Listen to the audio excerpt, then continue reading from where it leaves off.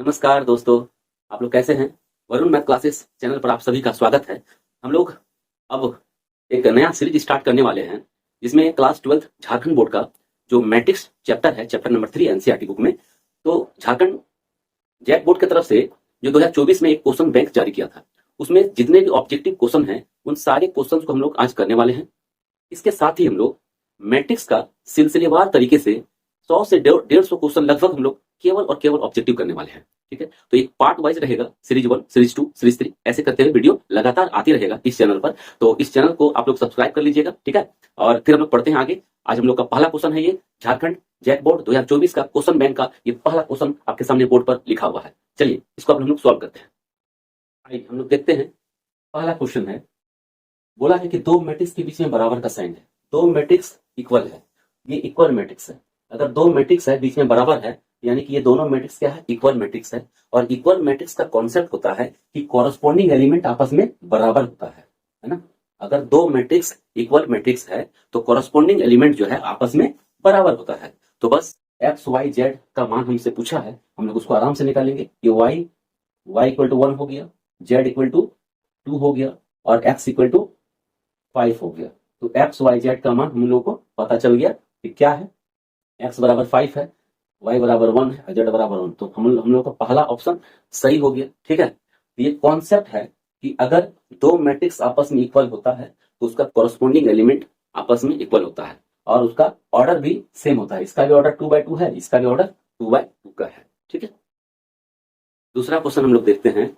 एक क्वेश्चन है कि a और b जो है वो दो मैट्रिक्स हैं, तब a प्लस बी का होल स्क्वायर इक्वल टू क्या होगा? देखिए, a प्लस बी का whole square in general algebraic अगर एक्सप्रेशन होता है तो हम लोग अलजेब्रा में क्या करते हैं, a प्लस बी का होल स्क्वायर इक्वल टू होता है a square plus 2ab plus B square. ये कहाँ, ये कब होता है? अलजेब्रा में, अलजेब्रा में होता है। लेकिन हम लोग पढ़ रहे हैं मैट्रिक्स, और मैट्रिक्स में a प्लस बी का होल स्क्वायर बराबर, इसको हम लोग लिख सकते हैं a प्लस बी को a प्लस बी इंटू में a प्लस बी। इसको हम लोग a प्लस बी इंटू में a प्लस बी लिख सकते हैं, जैसे हम लोग एक्स स्क्वायर को x इंटू एक्स लिख सकते हैं, है ना। उसी तरह से हम लोग a प्लस बी का होल स्क्वायर को a plus B into a plus B लिखते हैं। और इसको यहाँ से इसको ऐसे करते हैं, इसको a स्क्वायर हो गया ये, इसको इसके साथ मल्टीप्लाई करते हैं ए बी, इसको इसके साथ मल्टीप्लाई करते हैं बी ए, और इसको इसके साथ मल्टीप्लाई करते हैं बी स्क्वायर।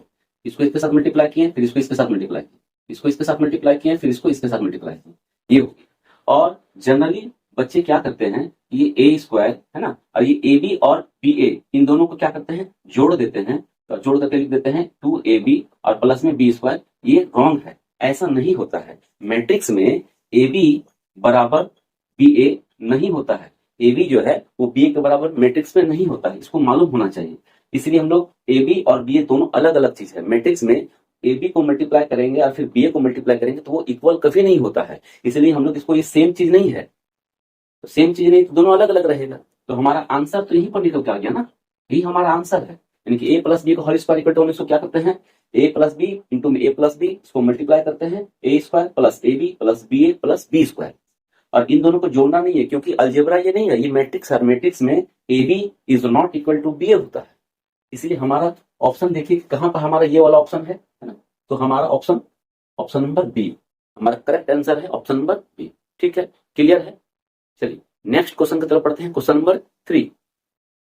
आइए हम लोग देखते हैं क्वेश्चन नंबर 3। क्वेश्चन नंबर 3 है कि ए और बी जो है वो दो मैट्रिक्स है, तब आपको ए बी का ट्रांसपोज निकालना है। ए बी का ट्रांसपोज, इस देखिए ट्रांसपोज को हम लोग कैसे डिनोट कर सकते हैं, ट्रांसपोज। ट्रांसपोज, ट्रांसपोज को जनरली हम लोग डिनोट करते हैं ए डैश से या ए के पावर में टी, है ना। ए डैश लिखिए या ए पर पावर टी लगा देते हैं, जिसको हम लोग पढ़ते हैं ट्रांसपोज। ए ट्रांसपोज, इसको भी पढ़ते हैं ए ट्रांसपोज। ठीक है, ट्रांसपोज होता क्या है, ट्रांसपोज का थोड़ा सा कॉन्सेप्ट ये पढ़ लीजिए कि जैसे कोई मैट्रिक्स है 2 3 4 5, तो ए ट्रांसपोज अगर लिखना होगा हमको, ए ट्रांसपोज, तो ट्रांसपोज में करते क्या है कि जो रो है उसको कॉलम में इंटरचेंज कर देते हैं। मतलब जो रो है, ये फर्स्ट रो है, इसको कॉलम में बदल देंगे। पहला रो पहला कॉलम बन जाएगा, तो 2 3 कॉलम रो में है, इसको कॉलम में बना देंगे 2 3। फिर दूसरा रो को दूसरा कॉलम में लिखेंगे, ये हो जाएगा 4 5। तो जनरली हम लोग ट्रांसपोज करते हैं किसी मैट्रिक्स का, तो उसमें हम लोग करते क्या है कि जो भी मैट्रिक्स है उसका अगर ट्रांसपोज करना है, इसके रो को कॉलम में बदलते जाइए, आपका ट्रांसपोज कंप्लीट हो चुका है। ठीक है, ये हो गया थोड़ा सा कॉन्सेप्ट बताएं आपको ट्रांसपोज का। अब हम लोग सवाल पर आते हैं। ट्रांसपोज का रूल है कि ए बी का ट्रांसपोज करते हैं तो बी का ट्रांसपोज पीछे से लेते हैं, बी का ट्रांसपोज लिखते हैं, फिर ए का ट्रांसपोज होता है। अगर मान लेते एग्जाम में a plus a B C का ट्रांसपोज पूछ दे आपसे, ए बी सी का ट्रांसपोज अगर पूछ दे तो हम लोग पीछे से लिखते हैं, सी का ट्रांसपोज लिखेंगे, फिर बी का ट्रांसपोज लिखेंगे, फिर ए का ट्रांसपोज लिखेंगे। ठीक है, अगर हम लोग एग्जाम में गए और एग्जाम में हम लोग से पूछ दिया ए बी सी डी का ट्रांसपोज बताइए, तो हम लोग पीछे से लिखेंगे, डी का ट्रांसपोज लिखेंगे, फिर सी का ट्रांसपोज, फिर बी का ट्रांसपोज, फिर ए का ट्रांसपोज। उम्मीद है कि आप इसको सीखें। ठीक है, देखिए हमसे पूछा है एबी का ट्रांसपोज, यहाँ पे यही वाला तो पूछ दिया, किसी भी चीज का ट्रांसपोज पूछेगा हम लोग बता सकते हैं। तो एबी का ट्रांसपोज होगा तो पीछे से स्टार्ट कीजिए, बी का ट्रांसपोज पहले लिखेंगे, फिर ए का ट्रांसपोज लिखेंगे। तो हमारा ऑप्शन है कौन सा? Option number B. तो ऑप्शन नंबर बी इज हमारा करेक्ट आंसर। ठीक है, चलिए पढ़ते हैं हम लोग क्वेश्चन नंबर 4 की तरफ।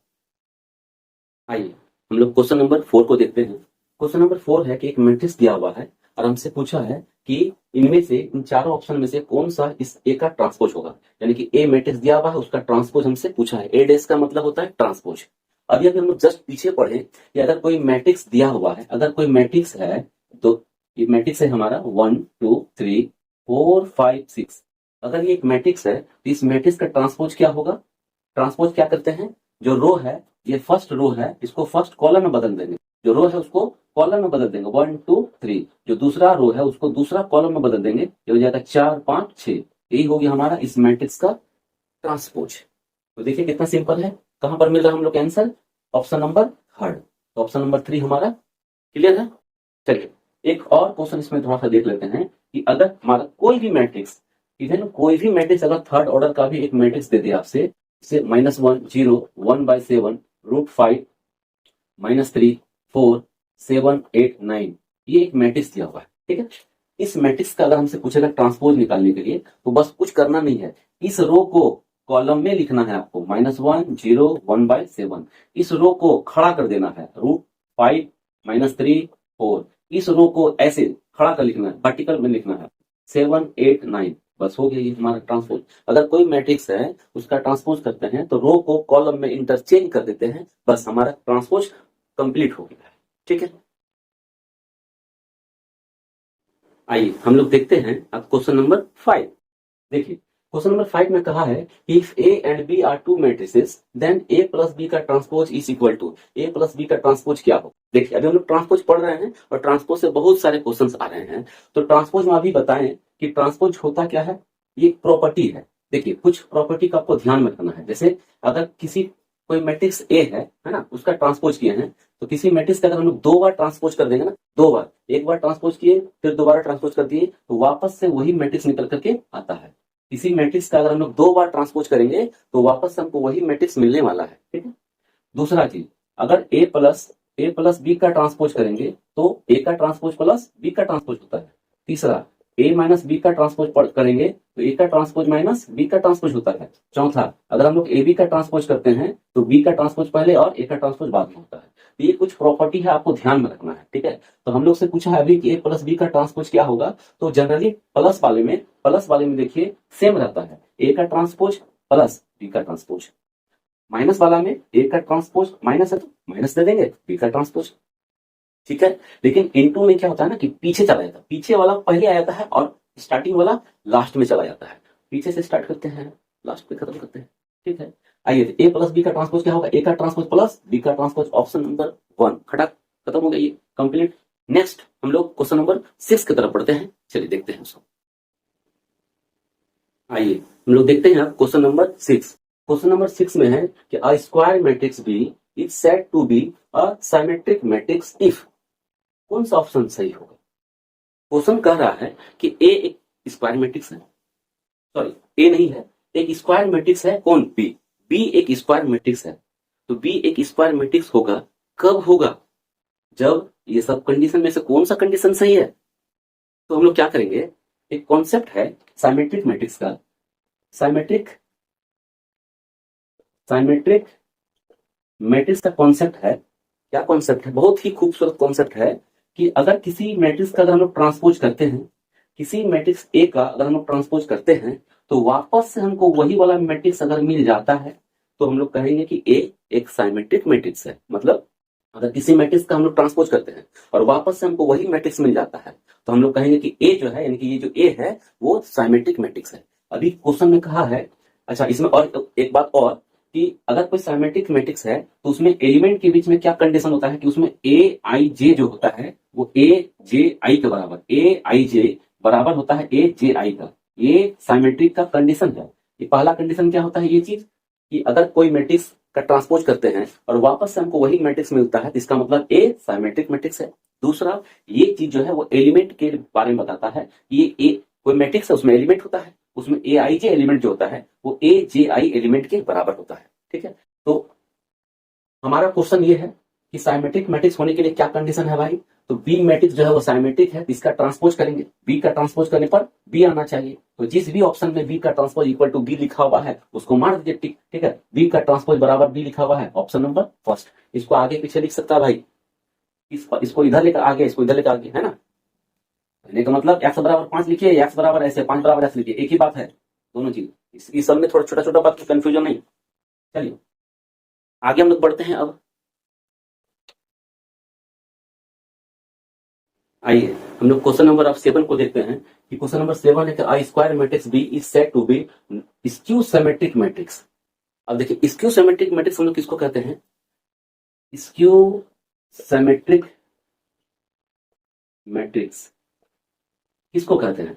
अगर किसी मैट्रिक्स का हम लोग ट्रांसपोज करते हैं और वापस हमको वही मैट्रिक्स मिलता है लेकिन नेगेटिव साइन के साथ, तो हम लोग कहेंगे कि ए जो है वो स्क्यू सिमेट्रिक मैट्रिक्स है। क्या बोले फिर से, किसी मैट्रिक्स का ट्रांसपोज करते हैं, वही मैट्रिक्स मिलता है लेकिन नेगेटिव साइन के साथ, तो समझिए कि ए जो है वो स्क्यू सिमेट्रिक मैट्रिक्स है। ठीक है, तो उस हिसाब से बी जो है यहाँ पर हमारा एक एक मैट्रिक्स है ना, एक स्क्वायर मैट्रिक्स, इसका हम लोग ट्रांसपोज करते हैं और स्क्यू सिमेट्रिक होने के लिए क्या होता है, बी मैट्रिक्स तो होगा लेकिन नेगेटिव साइन के साथ। इसका मतलब है कि हमारा कौन सा ऑप्शन सही होगा, option number B. Skew symmetric matrix का कंडीशन यही है कि किसी भी मैट्रिक्स का ट्रांसपोज करते हैं वही मैट्रिक्स मिलता है लेकिन नेगेटिव साइन के साथ।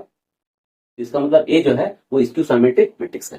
तो क्वेश्चन में कहा है कि बी एक स्क्यू सिमेट्रिक मैट्रिक्स होगा कब, तो बी का ट्रांसपोज करने से बी मैट्रिक्स मिलेगा लेकिन नेगेटिव साइन के साथ, तो हम लोग बोलेंगे कि बी जो है वो स्क्यू सिमेट्रिक मैट्रिक्स होगा। तो कौन सा कंडीशन है भाई, ऑप्शन नंबर बी हमारा करेक्ट आंसर है। चलिए हम लोग आगे बढ़ते हैं क्वेश्चन नंबर 8 की तरफ।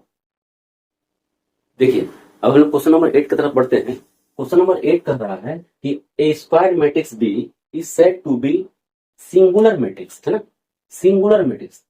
बी एक स्क्वायर मैट्रिक्स है, बी स्क्वायर मैट्रिक्स होगा, ये बी जो है सिंगुलर मैट्रिक्स होगा कब।